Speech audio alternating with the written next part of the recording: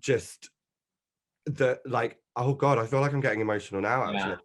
Like, yeah, the struggle was, like, so genuine. I yeah. don't know why I'm, like, suddenly feeling it right now.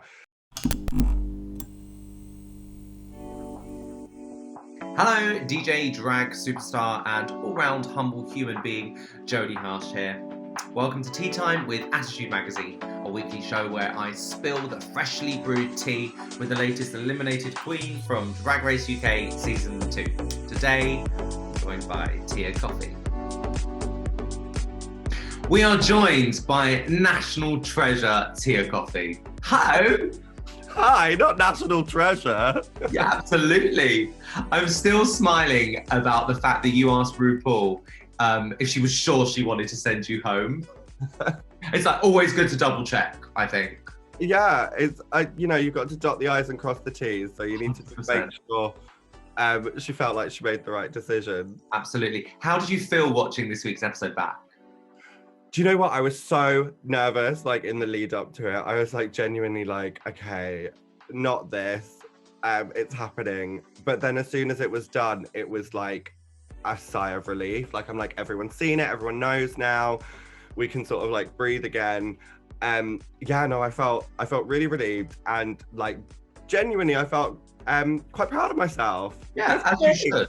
Yeah, and I've got no plan, to quote you, is basically all of us right now. Were you ready to go?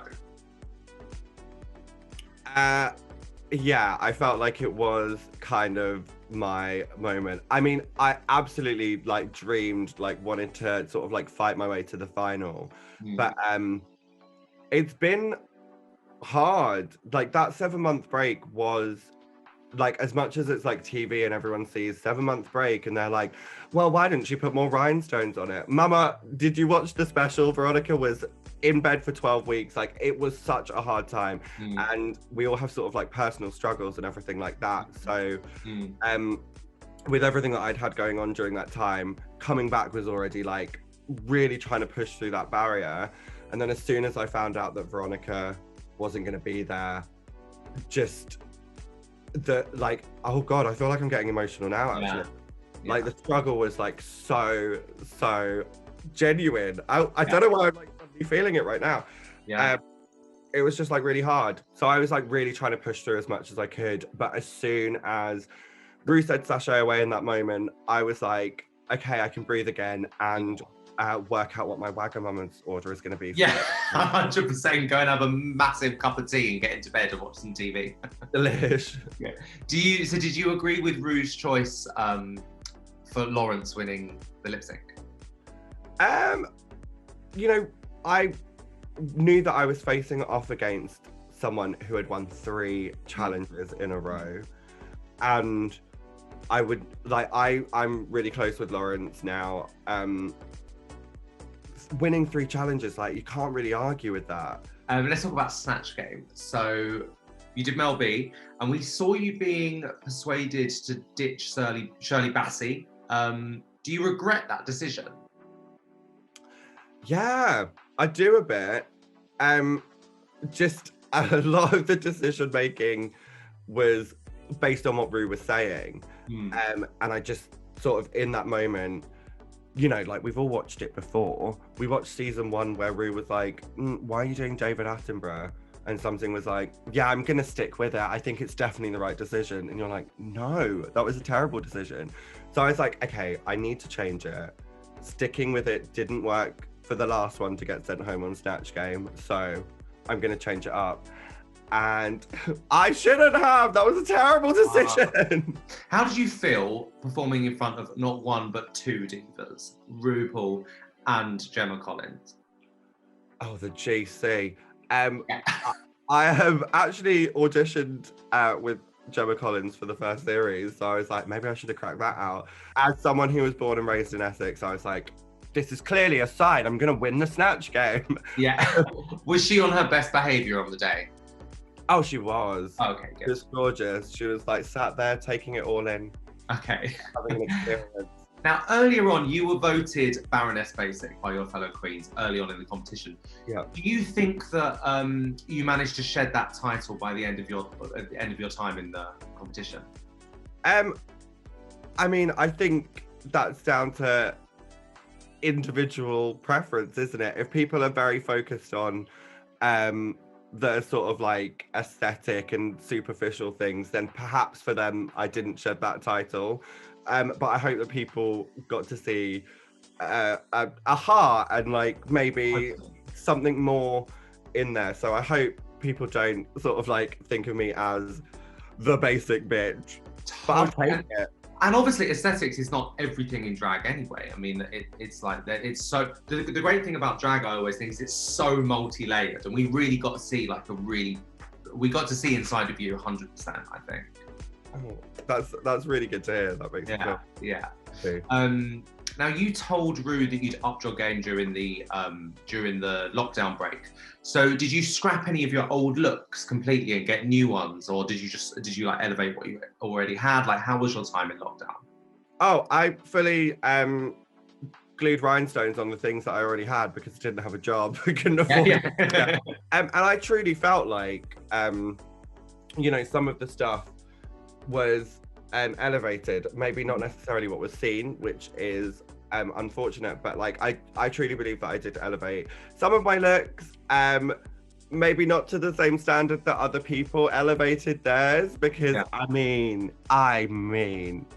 there are some gorgeous looks on that runway. They are stunning. Oh my god, Taste yesterday at Bimini, I was like, some of the most amazing drag I've ever seen. Like, honestly, Bimini's Amoeba, I'm like, who could possibly compete with that? It was amazing. But yeah, I felt like I had, and then I saw what everyone else had elevated, and I was like, I guess not. Yeah.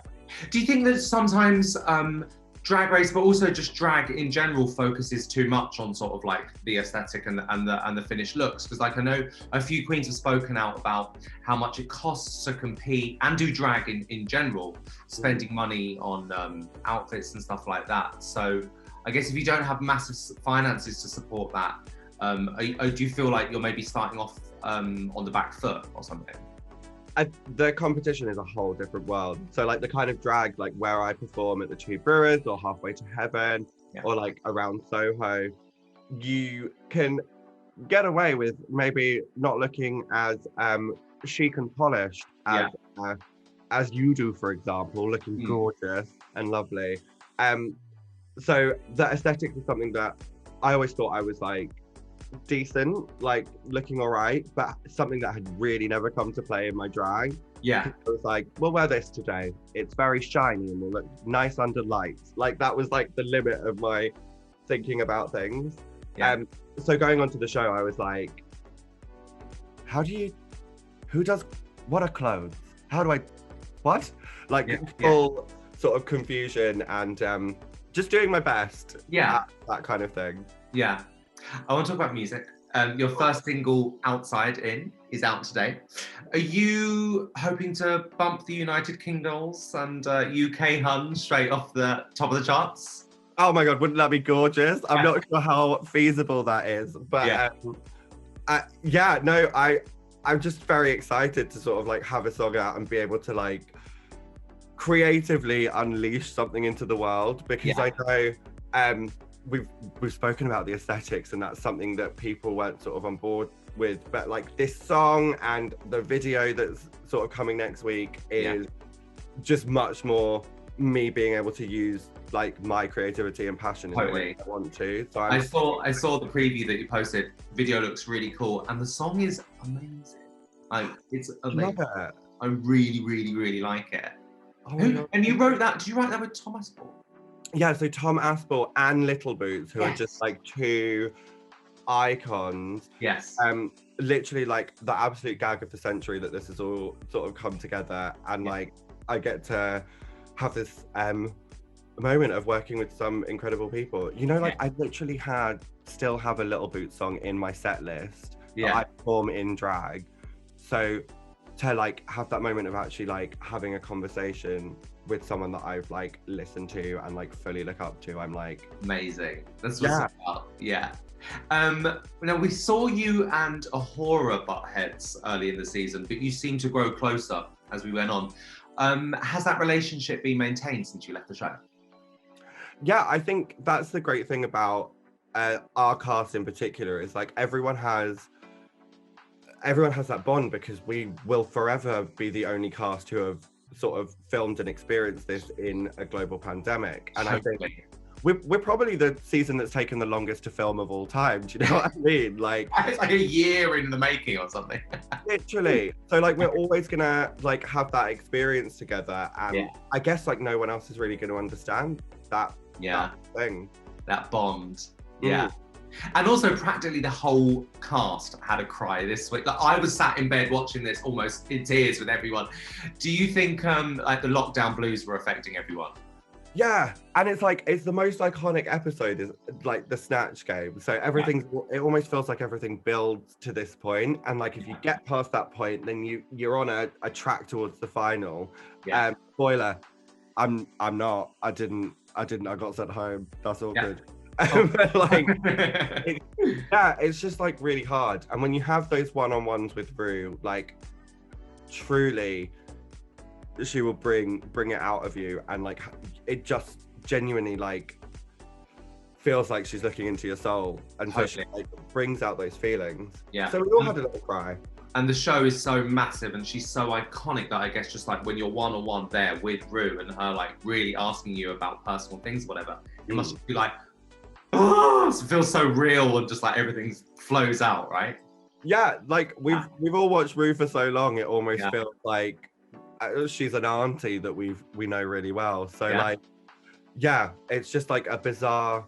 Maybe that's Rue's superpower. It's just like brings tears out of everyone. Yeah. How did you first get into drag? And was everyone sort of supportive around you, your friends and family and stuff?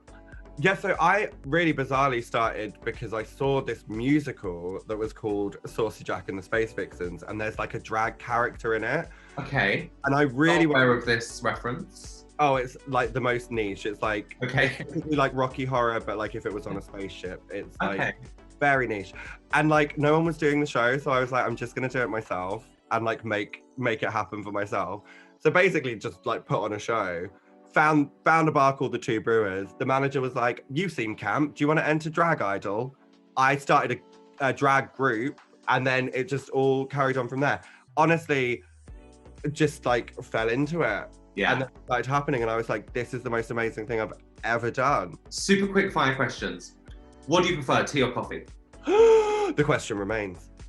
Oh, she's the woman of mystery. Which queen didn't you see eye to eye with? Bimini, because I'm a foot taller. Oh, good save. What, if anything, would you have done differently? Clothes. Which queen was the most annoying? Ooh, Alan Carr? No. Who was the most annoying? Everyone in their own way, to be honest. We have loved watching you on the show. You really are like the nation's sweetheart, and can't wait to hear more music. Can't wait to see what you do next, and love the new record. Give the record a quick plug. Oh, Outside In by me, available on all streaming platforms and download. Go get it. Tea Kofi, we love you. Thank you so much. Thanks for watching Tea Time, served to you by Attitude Magazine. Don't forget to subscribe to Attitude Magazine's YouTube channel so you never miss an episode of this scalding hot content.